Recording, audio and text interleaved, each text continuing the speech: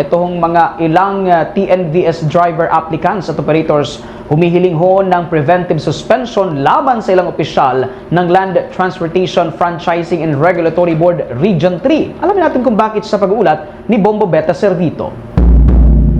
Humihiling ng motion para sa preventive suspension sa Ombudsman ang Chairperson of Confederation of Passenger Transport of Central Luzon na si Danilo Yumol laban kay Land Transportation Franchising and Regulatory Board Regional Director General Richard Albano at ang kanyang mga operational agents na sina Richard David at Paul Yabut. Sa isang pulong balitaan, inihayag ni Danilo Yumol ang umano irregularidad sa aplikasyon ng TNVS slots. Dahil anya, hindi nasunod ang inilabas ng Land Transportation Franchising and Regulatory Board Resolution number 321 na nagpapahintulot ng karagdagang 650 na mga TNVS slot para sa Region 3. Sa halip 250 lamang ang binuksan noong una. Gayon din na mayroong naganap na singilan ng malaking halaga para sa mga natitirang slots. Kasama naman niya sa pulong balitaan ang ilan pang nagrereklamo na Transport Network Vehicle Service Driver applicants at maliliit na operators. Gayon din ang kanilang abogado na presidente ng Lawyers for Commuter Safety and Protection na si Attorney Ariel Inton. Pakinggan natin ang naging pahayag ng Chairperson of Confederation of Passenger Transport of Central Luzon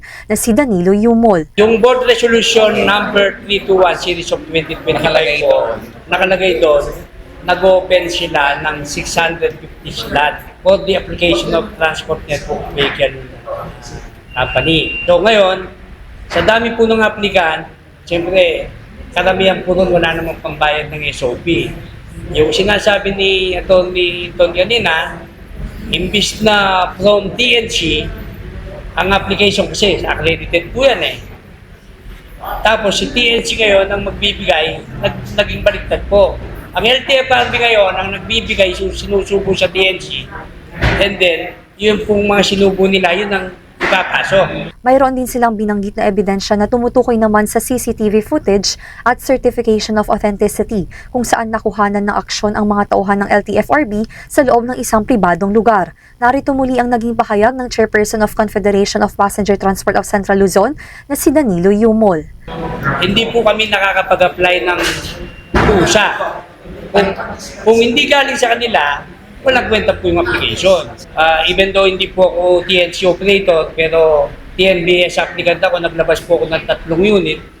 For more than a year na, naguhulog po ako ng 18,000 naman sa 3, magkano. Hanggang ngayon po hindi nakakapamasada.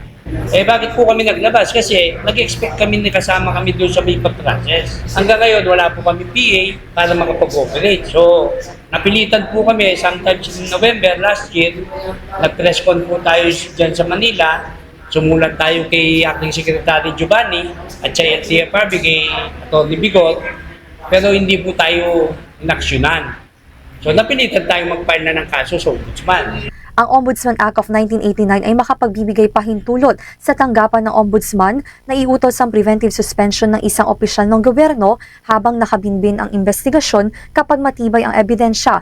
Para sa Bombo Network News, ako po si Bombo Beta Servito, and this is Bombo Radio Philippines, the #1 and most trusted source of news and information. Basta Radio, Bombo! For the most trusted source of news and information, visit our website at www.bomboradio.com. Follow us on Bombo Radio mobile app, Facebook, YouTube, TikTok, and X, formerly Twitter. Like, share, and stay connected. Anytime, anywhere.